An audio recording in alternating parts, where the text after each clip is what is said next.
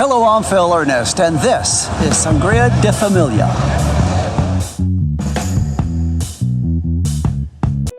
Sagrada Famila translates to Sacred Family. It is a UNESCO World Heritage Site. The church is located in downtown Barcelona, Spain. So let me quickly show you around this area in case you come here running late, hungry. There are places where you can get a bite to eat. Right there is a Taco Bell. They have a Burger King right there. And just over the street is a KFC. So there are options. There's other options as well, but those are quick places where to get something to eat if you come here needing to catch your tour in a hurry. Now I'm going to give you a quick tour around the church to show you parts that need to be completed. There's a steeple right there that needs to be completed. It needs to look like these steeples. See that? How those are done? And there's another part of the steeple right there. Right here, see that tour bus? That's a hop-on, hop-off Barcelona bus that will take you around the different sites of the city for 28 euros. Looking at the church from these two angles that I'm going to show you, you wouldn't think that this church had all the details that it does have. Right here, this is the front, right there where that arrow's at. So now you've taken a 360-degree walk around the church and have seen it from the outside. Now this is the angle that you'll see after you've given your ticket and gone through security. You can see all the detail just before you enter the church. Notice all the fine detail of sculptures on this church. Look at this, every little detail of the Mother Mary, Joseph, Jesus, all along the way up. Every little detail. Has taken years to make this. It has taken 140 years to get to this point since construction first started in 1882. Notice all of the details on this church, from Christ carrying his cross to Christ being nailed on the cross. With all of these little details, you could literally spend a couple of hours outside the church before you even step 1 foot inside the church. So let's go inside and look at the church from inside. If you're wondering, the cheapest ticket into the church is 26 euro. I will leave a link with all ticket prices in the description below.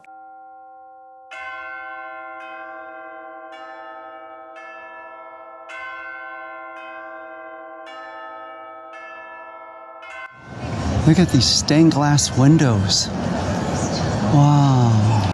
As I walked through the doorways, I was speechless, looking at all the different rays of light coming in through the stained glass windows and glistening off of the columns.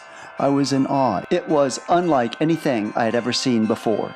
The light was shining through powerfully, bursting with a ray of color. It was almost as though I was inside of a kaleidoscope.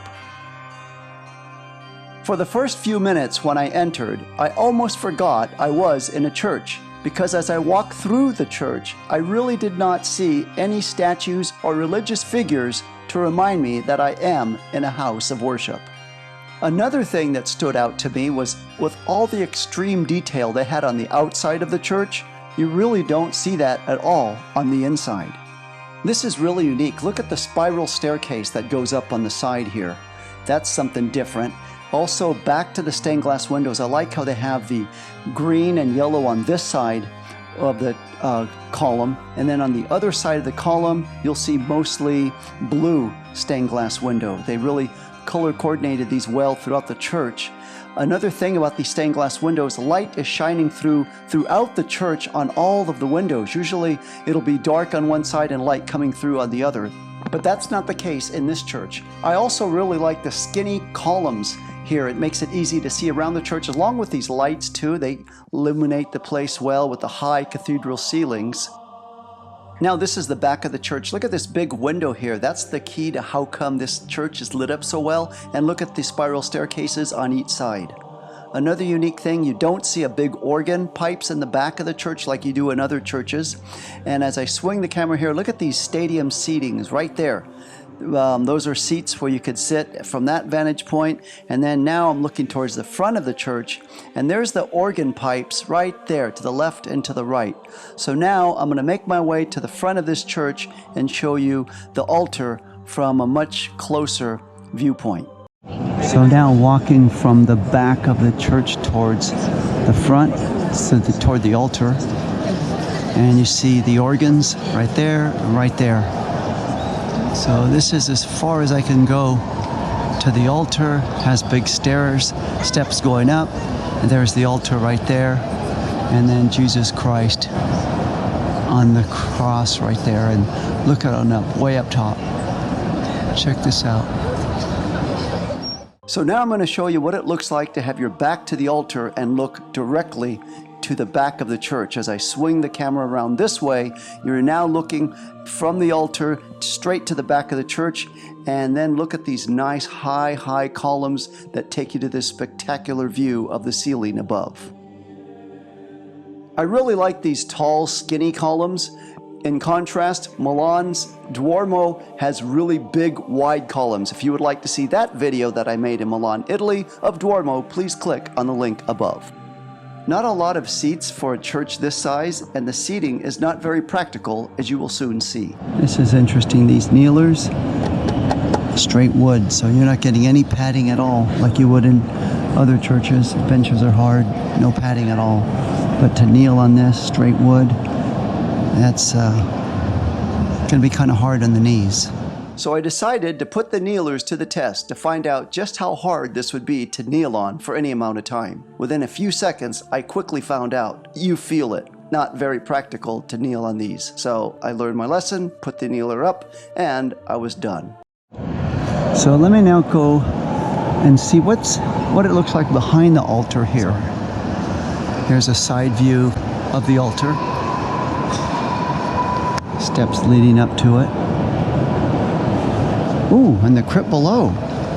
Did not expect this. This is interesting. I found it interesting because Antoni Gaudi, the architect for this church, was buried in the crypt.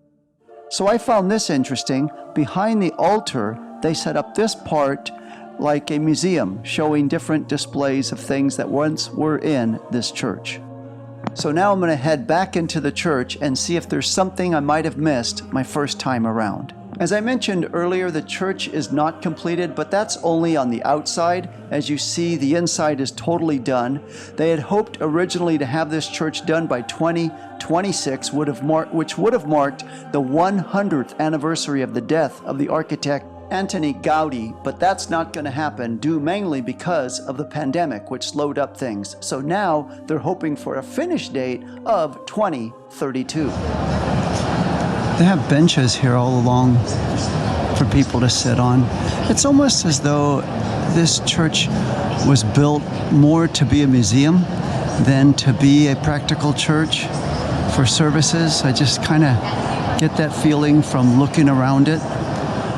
Mainly because there's not a lot of seating to attend Mass, and the seating that is there is made up of hard wood on the bench and the lack of padding on the kneelers. This is a good idea. People gather around this mirror so they can take pictures of the entire ceiling. Overall, this is a beautiful building, make no mistake about it, and I'm quite pleased that I got to experience it for myself. If you would like to see my other videos on Europe, please click on the link now. Thank you so much for watching.